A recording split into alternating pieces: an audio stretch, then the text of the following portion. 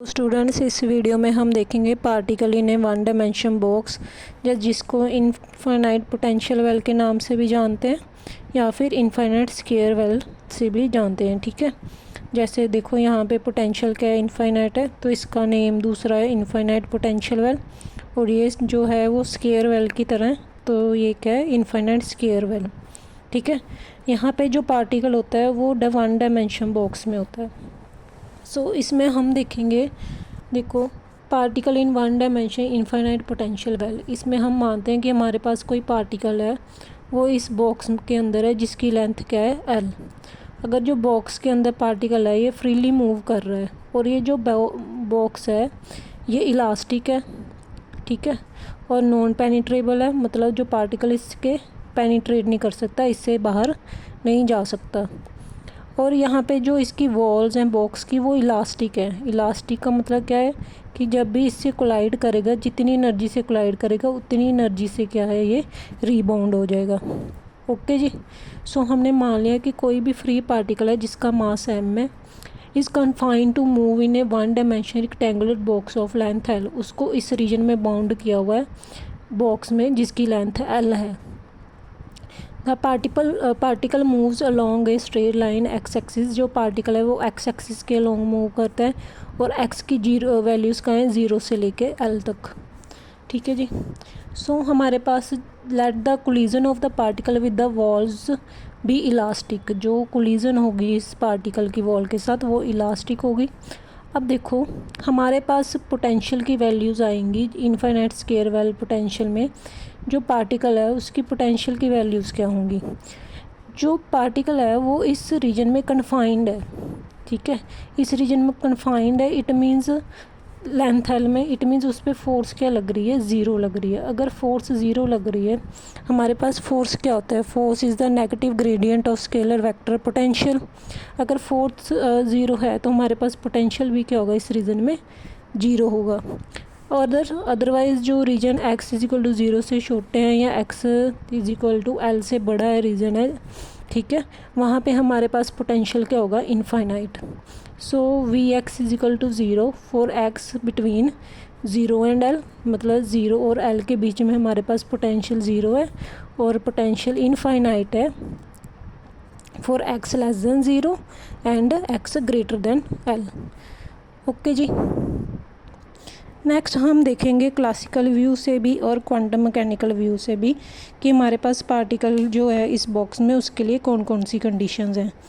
जब हम classically particle को देखते हैं तो हमारे पास क्या होता है, जो एनर्जी ई है वो क्या होती है हमारे पास, हम मान लेते हैं जो एनर्जी ई है पार्टिकल की वो क्या रहती है, कॉन्टीन्यूस रहती है, ठीक है। बट हमारे पास क्वांटम मैकेनिकली क्या होता है, जो एनर्जी की वैल्यूज़ हैं वो क्वांटाइज्ड आती हैं, वो कॉन्टीन्यूस नहीं होती। सपोज़ हमारे पास ये पार्टिकल है जिसकी एनर्जी ई है, अगर ये इसके साथ स्ट्राइक करेगा वॉल्स के साथ एक्स इजिकल टू ज़ीरो पे और एक्स इजिकल टू एल पे, क्योंकि ये इलास्टिक कोलिजन है, ठीक है, जैसे मैंने बताया यहाँ पे कि क्या होती है, इलास्टिक कोलिजन होती है। अगर इलास्टिक कोलिजन है, जितनी एनर्जी इसकी पहले थी उतनी क्या है, जब ये रीबाउंड हो जाएगा तो उतनी एनर्जी क्या होगी, इसकी वापस होगी। सो इसके अंदर एनर्जी हमारे पास क्लासिकली हमारे पास एनर्जी पार्टिकल की ज़ीरो हो सकती है, बट क्वांटम मैकेनिकली जो पार्टिकल है उसकी एनर्जी कभी भी ज़ीरो नहीं होगी, ठीक है। सो देखो क्लासिकली जो है particle can have any value of energy, energy की कोई भी वैल्यूज़ हो सकती है। अगर एनर्जी ज़ीरो है क्लासिकली तो इट मीन्स जो पार्टिकल है वो इस बॉक्स में रेस्ट पे है।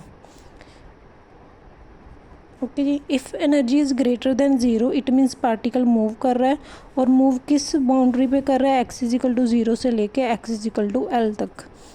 अगर ये क्या करता है, जब ये इसके साथ वॉल्स के साथ स्ट्राइक करता है, suppose x is equal to zero पे या एक्स इजिकल टू एल पे स्ट्राइक कर रहा है, तो इस पर एक नेगेटिव फोर्स लगती है, उस नेगेटिव फोर्स की वैल्यू होती है negative gradient of vector potential, sorry scalar potential V, और जो v है वो इनफाइनाइट होता है ना, x इजिकल टू ज़ीरो और l पे क्या है, इनफाइनाइट, इट मीन्स उस पर फोर्स भी क्या लगेगी, इनफाइनाइट लगेगी, बट लगेगी कौन सी डायरेक्शन में, ऑपोजिट डायरेक्शन में।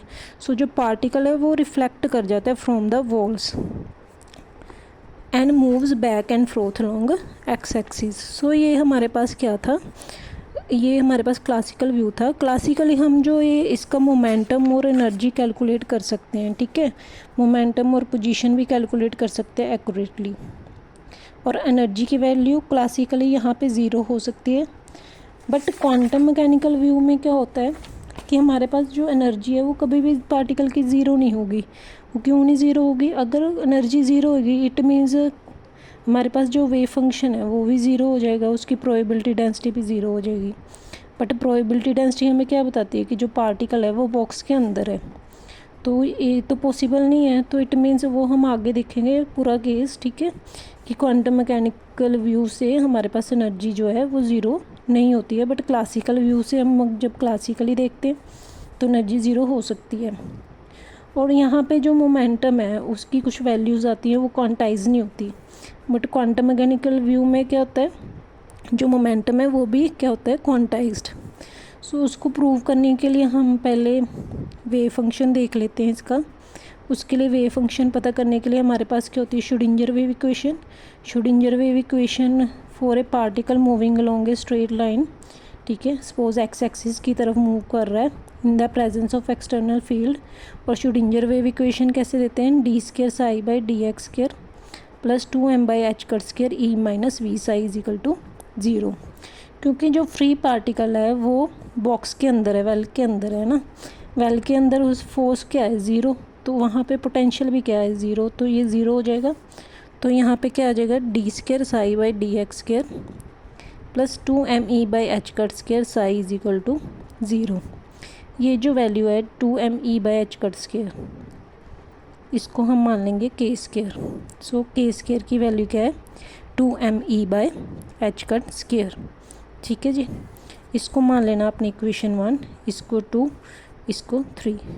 अब जो ये इक्वेशन है हमारे पास डिफरेंशियल इक्वेशन, इसका अगर हम जनरल सोल्यूशन निकालें, वो जनरल सोल्यूशन क्या है कि हमारे पास वेव फंक्शन साई एक्स की वैल्यू क्या है, ए ई रेस्ट पर एओटा के x plus B E raised पर माइनस एओटा के एक्स। यहाँ पे ए और बी क्या है, कांस्टेंट है, और हम ये कांस्टेंट बाउंड्री कंडीशंस लगा के कैलकुलेट कर सकते हैं, ठीक है जी। सो अब हम बाउंड्री कंडीशन लगा के ये ए और बी फाइंड करेंगे। जब हमारे पास ए और बी की वैल्यूज़ आ जाएंगी, वहाँ से हम साई एक्स की वैल्यू फाइंड करेंगे, ठीक है, साई एक्स की वैल्यू फाइंड करके, ठीक, वहाँ से हम एनर्जी का फॉर्मूला निकालेंगे कि एनर्जी कैसे है और एनर्जी क्वांटाइज्ड कैसे है, वो प्रूव करेंगे। सो देखो बाउंड्री कंडीशंस क्या हैं, आपको पता है कि दो हमारे पास हैं, एक एक्स इजिकल टू 0 और एक्स इजिकल टू एल के बीच में पार्टिकल मूव कर रहा है। सो यहाँ पे जो है, जो वेव फंक्शन है 0 होगा, क्योंकि यहाँ पे तो पार्टिकल नहीं मिलेगा, इसके अंदर अंदर ही पार्टिकल मिलेगा, ठीक है। So wave function psi is equal to 0 at x is equal to 0 and at x is equal to L. So first case देख लेते हैं, जब एक्स 0 है साई भी क्या होगा, 0। अगर मैं यहाँ पे 0 पुट करूँ तो ई रेस्ट पर 0 क्या बन जाएगा, 1। यहाँ पे भी ई रेस्ट पर 0 क्या होता है, 1। ये क्या आ जाएगा, ए प्लस बी, यहाँ पे साई क्या होता है, 0, means A plus B is equal to 0। यहाँ से बी क्या आ जाएगा, माइनस ए के इक्वल। अब यहाँ पे जो बी है ना, वहाँ पे माइनस ए पुट कर दो, तो ये बन जाएगा हमारे पास psi x is equal to A E raised पर एओटा के x minus A E raised पर माइनस एओटा के एक्स। ए आपने कॉमन निकाल लेना, फिर 2 एओटा से मल्टीप्लाई और डिवाइड कर देना। ये जो टर्म है ये वाली, ये हमारे पास किसका फॉर्मूला होता है, साइन के एक्स का, ओके जी। सो हमारे पास वेव फंक्शन क्या आ गया, psi x is equal to 2 iota A sine K x. अब जो 2 एओटा ए है इसको हमने सी मान लेना, कांस्टेंट सी के हमारे पास 2 एओटा ए, इसको मान लेना अपने इक्वेशन, ये वाली को 5th और ये वाली को, इसको इक्वेशन मान लेना है 6th। अब आपने सेकंड कंडीशन, बाउंड्री कंडीशन लगानी है कि साई 0 है at x is equal to L. So x जब एल है तो साई 0 है, यहाँ पे आप पुट कर दो 6th इक्वेशन में, ठीक है। साई 0 है जब हमारे पास क्या है, एक्स किसके इक्वल है, एल के, मीन्स यहाँ पे क्या आ जाएगा, L. So 0 is equal to C sine K L, sine K L क्या आ जाएगा, 0। तो साइन 0 कहाँ पे होता है, एन पाई पे, वहाँ पे एन क्या है, 1 2 3 कोई भी n की वैल्यू हो सकती है। सो यहाँ से आप k निकालोगे, डैट इज़ n/l। यहाँ पे इसका स्क्वायर कर दो, k स्क्वायर, इधर भी स्क्वायर हो जाएगा n square pi square by l square. ठीक है जी, इसको मान लेना आपने इक्वेशन 8। अब देखो ये जो है k स्क्वायर की वैल्यू 2me/h कट स्क्वायर, ये भी k स्क्वायर की वैल्यू है n square pi square by l square. दोनों को इक्वेट कर दो, यहाँ से एनर्जी की वैल्यू आ जाएगी। ठीक है, इसको उधर ले जाओ तो हमारे पास एनर्जी की वैल्यू क्या आ जाएगी, E = n square pi square h cut square by 2ml square. ये बहुत इंपॉर्टेंट है, इसको आपने लर्न कर लेना है। देखो जो n है, n कोई हो सकता है 1 2 3 4 5 6, इट मीन्स n हमारे पास ये क्वांटम नंबर है। ठीक है, सो ये क्वांटम नंबर है, इट मीन्स जो एनर्जी की वैल्यू है वो क्या है, क्वांटाइज्ड है। अगर nth के लिए देखें, n पार्टिकल के लिए देखें तो हमारे पास एनर्जी की वैल्यू क्या आएगी, n square pi square h cut square by 2ml square. जहाँ पे एनर्जी जो है वो किस किस पे डिपेंड कर रही है, एक तो n स्क्वायर पे, और इन्वर्सली प्रोपोर्शनल है बॉक्स की लेंथ के स्क्वायर के, और इन्वर्सली प्रोपोर्शनल है to the mass of the particle की, जो पार्टिकल रेन है उसका मास क्या है। सो ये हमारे पास एनर्जी की वैल्यू है, बहुत इंपॉर्टेंट है, ये लर्न कर लेनी है। नेक्स्ट है एनर्जी लेवल डायग्राम, जो आइगन वैल्यूज़ ऑफ एनर्जी। मैंने बताया जो एनर्जी क्वांटाइज्ड है, अब उसकी हम वैल्यूज़ निकालेंगे। ठीक है, सो देखो यहाँ पे हम n की वैल्यूज़ पुट करके यहाँ से एनर्जी की वैल्यूज़ निकाल सकते हैं। एनर्जी लेवल डायग्राम और energy eigen values of energy. So अगर मैं यहाँ पे n1 पुट कर दूँ तो मेरे पास एनर्जी की वैल्यू क्या आ जाएगी, pi square h cut square by 2ml square. ये हमारे पास क्या होती है, ग्राउंड लेवल एनर्जी। ठीक है, अगर मैं यहाँ पे 2 पुट कर दूँ, 2 पुट करूँगी वो क्या आ जाएगी, फर्स्ट एक्साइटेड स्टेट। 2 पुट करूँगी तो यहाँ पे 2 का स्क्वायर आ जाएगा 4 pi square h cut square 2ml square, pi square h cut square 2ml square, तो E1 नहीं है तो यहाँ पे क्या आ जाएगा 4E1। सिमिलरली अगर मैं सेकेंड एक्साइटेड स्टेट देखूँ तो E3, n3 पुट करूँगी, 3 का स्क्वायर 9 आ जाएगा। ये सारा क्या है, ग्राउंड स्टेट एनर्जी, तो ये क्या आ गई E1। ओके जी, नेक्स्ट E4, ये आ जाएगा 16E1। आप देख सकते हो कि ये यहाँ पे कितना गैप आ रहा है 5E1 का, और यहाँ पे कितना आ रहा है 7E1 का। मतलब जो ये है एनर्जी लेवल्स, इनमें जो गैप है वो जैसे जैसे n इंक्रीज़ हो रहा है वैसे वैसे इनमें स्पेसिंग भी इंक्रीज़ हो रही है, गैप भी इंक्रीज़ हो रहा है। सो देखो इसकी जो एनर्जी लेवल्स जब बनाते हैं, ये E1 है ग्राउंड स्टेट एनर्जी, जो ये इसकी वैल्यू जो है pi square h cut square by 2ml square. Next ये सेकेंड फर्स्ट एक्साइटेड स्टेट है, ये सेकेंड। जो जैसे जैसे n इंक्रीज़ हो रहा है तो हमारे पास स्पेसिंग भी इंक्रीज़ हो रही है। ठीक है, सो आपके पास क्वेश्चन आएगा कि फर्स्ट एक्साइटेड स्टेट निकालो, सेकेंड एक्साइटेड स्टेट निकालो, तो आप यहाँ पे n की वैल्यूज़ पुट करके निकाल सकते हो, और आप ऐसे स्पेसिंग भी शो कर सकते हो। आपको डिफरेंस भी पूछ सकता है कि थर्ड एक्साइटेड स्टेट और फर्स्ट एक्साइटेड स्टेट में कितना एनर्जी डिफरेंस है, तो आप यहाँ से सब्ट्रैक्ट करके निकाल सकते हो। ठीक है जी, आई होप आपको ये क्लियर होगा। तो आपको देखो ये कुछ वैल्यूज़ जो पर्टिकुलर वैल्यूज़ आई हैं, first excited state, second excited state, third excited state, ये इट मीन्स हमारे पास एनर्जी क्या है, क्वांटाइज्ड है। ठीक है, सो हमारे पास क्या है energy, hence energy is quantized. So these allowed values of energy of the particle are called energy levels और आइगन वैल्यूज़ ऑफ एनर्जी। ये जो वैल्यूज़ आई हैं हमारे पास पार्टिकल की एनर्जी की, अलाउड एनर्जीज़ की, तो उनको क्या कहते हैं, हम एनर्जी लेवल्स कहते हैं या फिर आइगन वैल्यूज़ कहते हैं एनर्जी की। ठीक है, and are not equally spaced, और ये इक्वली स्पेस्ड नहीं है, इनमें क्या है, अलग अलग गैप है। ठीक है, और जैसे जैसे n इंक्रीज़ होता है ये गैप भी क्या हो रहा है, इंक्रीज़ हो रहा है। आई होप आपको ये डायग्राम भी क्लियर होगी। ओके, सो नेक्स्ट देखते हैं टॉपिक इसी का, ये सारे फर्स्ट 1 डायमेंशन बॉक्स के ही टॉपिक हैं, उसी का मोमेंटम, ये हम क्वांटम मैकेनिकल व्यू से देख रहे हैं। सो देखो नेक्स्ट है कि आइगन वैल्यूज़ ऑफ मोमेंटम। देखो अगर एनर्जी क्वांटाइज्ड है, हमारे पास मोमेंटम भी क्या आता है, क्वांटाइज्ड आता है। सो मोमेंटम की वैल्यू कैसे निकालेंगे, मैंने आपको फॉर्मूला कराया है। मोमेंटम का स्केयर किसकी इक्वल होता है, 2m इंटू एनर्जी। ये मेरी शॉर्ट वीडियो है, वहाँ से आप देख सकते हो, ठीक है। यहाँ से एनर्जी निकालो, एनर्जी क्या आ जाएगी, मोमेंटम का square by 2m। nth particle के लिए कैसे आ जाएगी, En is equal to pn square by 2m, ठीक है। देखो एक ये वैल्यू है एनर्जी की, एक हमने ये निकाली है। दोनों को अगर हम कंपेयर कर दें, P N square by 2m is equal to N square pi square H cut square by 2m L square, 2m से 2m कैंसिल हो जाएगा। सो यहाँ से अगर रूट भी के दोनों का स्केयर कैंसिल आउट कर दें तो मोमेंटम की वैल्यू आ जाएगी n pi H cut by L. ये भी n पे डिपेंड कर रहा है, ठीक है ना। अगर n पे डिपेंड कर रहा है इट मीन्स मोमेंटम भी क्वांटाइज्ड है। पाई की वैल्यू तो कांस्टेंट होती है, एच कट की भी, और ये किसकी इन्वर्सली प्रोपोर्शनल है, लेंथ ऑफ द बॉक्स के। देखो यहाँ पे मोमेंटम कहीं भी मास पे डिपेंड नहीं कर रहा, so it is independent of the mass of the particle के मास पे डिपेंड नहीं करता। तो मोमेंटम की वैल्यू क्या है, n pi H cut by L. So momentum is also quantized and it is directly proportional to quantum number n and inversely proportional to length l and independent of the mass of the particle. I hope आपको ये clear होगा। Next is zero point energy.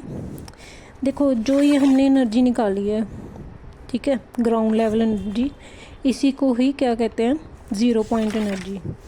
अब आप पूछोगे कि जो n है, zero point energy है, तो यहाँ पे एनर्जी ज़ीरो होनी चाहिए थी।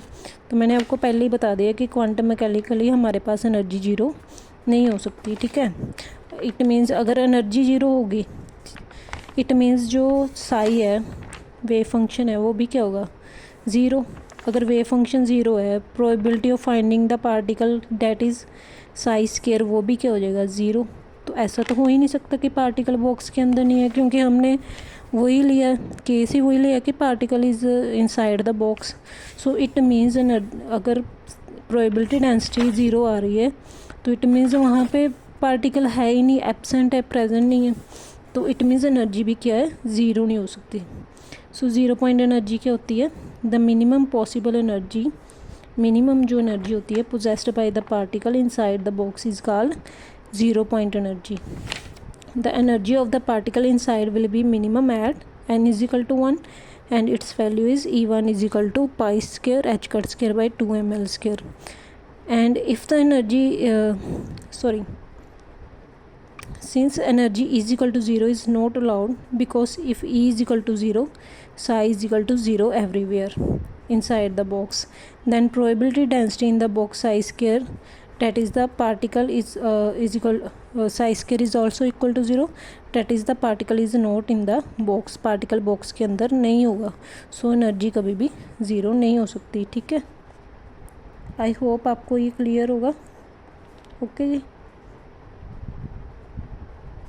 तो अगर एनर्जी ज़ीरो नहीं है तो इट मीन्स जो पार्टिकल है वो रेस्ट पे भी नहीं है, ठीक है। पार्टिकल क्या है, रेस्ट पे भी नहीं है। नेक्स्ट है वेव फंक्शन। ये जो हमने वेव फंक्शन निकाला है साई एक्स, इसको कैलकुलेट करेंगे, ठीक है। देखो हमारे पास वेव फंक्शन की वैल्यू आई थी, मैंने यहाँ पे कैलकुलेट की थी। वेव फंक्शन की वैल्यू ये थी, ठीक है। और के की वैल्यू क्या है, एन पाई बाई एल, यहाँ पे पुट कर देंगे। सो वेव फंक्शन क्या है हमारे पास, C sine N pi by L into x. Next probability density, that is the product of the complex conjugate of wave function and wave function. जो probability होती है वो किसका प्रोडक्ट होता है, किसके कॉम्प्लेक्स कंजुगेट का और वेव फंक्शन का। यहाँ पे कोई एओटा वाली टर्म नहीं है, ठीक है। तो ये सेम ही आ जाएगा, C sine N pi x by L into C sine N pi x by L. C into C क्या आ जाएगा, C square, sine into sine, sine square n pi x by L. अब हमने probability density find करनी है between the limits 0 and L, ठीक है ना, क्योंकि एक्स की जो वैल्यूज़ हैं वो कहाँ से कहाँ तक है, 0 से लेके एल तक। सो प्रोबेबिलिटी डेंसिटी क्या है कि हमारे पास पार्टिकल जो है वो बॉक्स के अंदर है उसकी प्रोबेबिलिटी हमने क्या मानेंगे, 1 नहीं मानेंगे, क्योंकि हमें पता है कि पार्टिकल जो है वो बॉक्स के अंदर ही है। So probability density is equal to 1। और ये नॉर्मलाइजेशन कंडीशन भी होती है, साई स्टार साई का जो इंटीग्रेशन है 1 की इक्वल, इट मीन्स ये नॉर्मलाइज्ड वेव फंक्शन है। तो यहाँ पे इसकी वैल्यू पुट कर दो, सी स्क्वायर कांस्टेंट है, sine square N pi x D है, सी इज इक्वल टू 1 आ जाएगा। ठीक है, 1 minus cos two x by 2 का फॉर्मूला क्या होता है, साइन एक्स। तो ये इसको क्या लिख सकते हैं, 1 minus cos two N pi x by L by 2 वाला बाहर निकाल लिया। सो ये क्या बन गया, सी स्क्वायर बाई 2। फिर इसको अलग अलग कर लेना। ठीक है, डी एक्स की इंटीग्रेशन एक्स का आ जाएगी, कोस की साइन आ जाएगी, फिर आपने वैल्यूज़ पुट कर देनी है, ये सारा ज़ीरो आ जाएगा। ठीक है, ये इसकी जो इंटीग्रेशन आएगी वो एल आएगी। सो हमारे पास आ जाएगा C square by 2 L minus 0 is equal to 1। C square by 2 किसकी इक्वल आ गया, 1 बाई एल के। यहाँ से सी की वैल्यू आ जाएगी √2 बाई एल। ये जो सी की वैल्यू आई है ये आपने यहाँ पे पुट कर देनी है। ठीक है, सो हमारे पास वेव फंक्शन क्या आ जाएगा, √2 by L sine N pi x by L. और ये क्या है हमारे पास, नॉर्मलाइज्ड वेव फंक्शन। ऐसे ही हमें ये साई 1 है, यहाँ पे अगर 1 पुट करेंगे साई 1 आ जाएगा, अगर 2 पुट करेंगे साई 2 आ जाएगा। ठीक है, अगर 3 पुट करेंगे साई 3 आ जाएगा। ठीक है, वेव फंक्शन आ जाएंगे। अगर हम इसका स्क्वायर फाइंड कर लें, साई 1 का स्क्वायर, साई 2 का स्क्वायर, साई 3 का स्क्वायर और उसका मोड ले लें, तो हमारे पास क्या आएगी, प्रोबेबिलिटी डेंसिटी। देखो जो वेव फंक्शन है ना, जो वेव फंक्शन है वो हमारे पास पॉजिटिव भी हो सकता है, नेगेटिव भी हो सकता है। बट जो हमारे पास प्रोबेबिलिटी डेंसिटी है for finding the particle inside the box, वो हमारे पास कभी भी क्या है, नेगेटिव नहीं आएगी। ठीक है, वो हमारे पास हमेशा क्या होती है, पॉजिटिव। सो देखो हमारे पास जब हम ग्राफ ड्रॉ करते हैं तो हमारे पास क्या है, ये वेव फंक्शन है, साई 1 साई 2 साई 3, ये उसकी प्रोबेबिलिटी डेंसिटी का ग्राफ है। तो ये जो पार्टिकल है वो उसका जो ग्राफ जब बनाते हैं वो एक स्टैंडिंग वेव की तरह है। स्टैंडिंग वेव क्या होता है, जो पार्टिकल है वो वेव, अगर बॉक्स के अंदर है ना पार्टिकल, वो एक वेव की तरह बिहेव कर रहा है। अगर वेव की तरह बिहेव कर रहा है, कौन सी वेव है, स्टैंडिंग वेव की तरह। स्टैंडिंग वेव में क्या होता है, जो दोनों एंड्स होते हैं वो फिक्स होते हैं। ठीक है, बीच में क्या बनते हैं, हमारे पास नोड बनते हैं। देखो जो वेव फंक्शन 1 है उसके लिए तो कोई नोड नहीं बनेगा, but wave function first excited state के लिए, ग्राउंड स्टेट के लिए तो कोई भी हमारे पास नोड नहीं आएगा। ठीक है, और मैक्सिमम वैल्यू आएगी L/2 पे। बट जो हमारे पास फर्स्ट एक्साइटेड स्टेट है, अगर हम बॉक्स की लेंथ ले लें L/2, ठीक है, आप यहाँ पे पुट करो, यहाँ पे n√2 by L sign n pi l into L/2। ठीक है, और n की वैल्यू ले लो 2। सो ये क्या आ जाएगा, साइन पाई, और साइन पाई क्या होता है, 0। ठीक है, इट मीन्स जो वेव फंक्शन है यहाँ पे क्या हो जाएगा, 0 हो जाएगा। सिमिलरली सेकेंड एक्साइटेड स्टेट के लिए क्या है, यहाँ पे और यहाँ पे हमारे पास वेव फंक्शन क्या होगा, 0। सो L/2 पे इस डिस्टेंस पे अगर वेव फंक्शन 0, तो ये क्या बनता है, नोड। ठीक है, इसको क्या कहते हैं, नोड। और नंबर ऑफ़ नोड्स का फॉर्मूला है, निकालने का फॉर्मूला भी हमारे पास, डेट इज़ n-1। देखो अगर हमारे पास ग्राउंड स्टेट है तो n क्या होगा, 1, 1 - 1 0, कोई नोड नहीं आएगा। 2 है तो 2 - 1 1, मतलब 1 नोड आएगा। अगर हमारे पास second excited state means n = 3, तो कितने नोड आएंगे, 2। ठीक है, और मैंने बताया था प्रोबेबिलिटी डेंसिटी जो है वो हमेशा क्या होती है, पॉजिटिव। ओके जी, so probability of the particle being present may be different for different quantum numbers. देखो अगर प्रोबेबिलिटी डेंसिटी जो है फर्स्ट एक्साइटेड स्टेट के लिए वो मैक्सिमम कहाँ पे होगी, L/2 पे। ठीक है ना, यहाँ पे क्या है, फर्स्ट एक्साइटेड स्टेट के लिए L/2 पे क्या है, maximum. But sorry, ground state के लिए क्या है, L/2 पे क्या है, मैक्सिमम। और फर्स्ट एक्साइटेड क्या स्टेट कौन सी होती है, जहाँ पे n क्या होता है, 2, तो वहाँ पे L/2 पे क्या है, minimum. At the middle of the box क्या है, 0। यहाँ पे नोड बन रहा है ना, नोड में मतलब साई की वैल्यू क्या है, यहाँ पे 0 है in the middle of the box. Thus a particle in lowest energy level n is equal to 1 is most likely to be in the middle of the box। जो पार्टिकल है लोवेस्ट एनर्जी में, वहाँ पे जो particle है वो middle में होगा बॉक्स के। और ये है हमारे पास क्वांटम मैकेनिकल व्यू से। और क्लासिकली तो जो है वो हमारे पास प्रोबेबिलिटी क्या होती है, सेम ही होती है, वहाँ पे नोड्स नहीं बनते। हम कहते हैं कि पार्टिकल कहीं भी हो सकता है, ठीक है ना। यहाँ पे क्या होता है, हमारे पास नोड्स बनते हैं, जैसे एक्साइटेड स्टेट्स आती हैं वैसे वैसे नोड्स की जो है वो भी इंक्रीज़ होते हैं। जैसे फर्स्ट एक्साइटेड स्टेट के लिए 1 नोड है, सेकंड के लिए क्या है 2 नोड्स हैं, मतलब यहाँ पे पार्टिकल एब्सेंट है, ठीक है। बट क्लासिकली क्या है, पार्टिकल हर एक जगह ही है, हर एक जगह प्रेजेंट है। सो आई होप आपको ये 1 डायमेंशन बॉक्स का क्लियर होगा। सो आपने एक तो ये वैल्यूज़ याद कर लेनी है, बता देती हूँ कौन कौन सी। एक तो आपने ये श्रोडिंगर वेव इक्वेशन, ये के की वैल्यू, वेव फंक्शन की वैल्यू, ठीक है, ये के की वैल्यूज़, और मोस्ट इम्पोर्टेंट एनर्जी की वैल्यू, ये आपने याद करनी है, ठीक है। और ये आपने ग्राफ कर लेना है, और आप एन की वैल्यूज़ 1 2 3 पुट करके वहाँ से निकाल सकते हो। नेक्स्ट मोमेंटम की वैल्यू आपने याद करनी है, N pi H cut by L. फिर 0 पॉइंट एनर्जी क्या होता है, फिर आपने ये वेव फंक्शन की वैल्यू याद कर लेनी है, ठीक है। और ये पता कर लेना है कि फर्स्ट नंबर ऑफ़ नोड्स निकालने का फॉर्मूला याद कर लेना है, n-1 होता है, ठीक है, कि मतलब कैसे नोड्स निकाल सकते हैं। और कितने कितने नोड्स होते हैं, यहाँ पे तो कोई नहीं होता, फर्स्ट में 1 होता है, सेकंड एक्साइटेड स्टेट में 2 नोड्स होते हैं, ठीक है। और ये स्टैंडिंग वेव की तरह एक्ट करते हैं। आई होप आपको ये वीडियो क्लियर हुई। अगर आपको मेरी वीडियो अच्छी लगी हो, टॉपिक समझ आया हो, तो please like and subscribe my channel. Thank you for watching my video. Okay.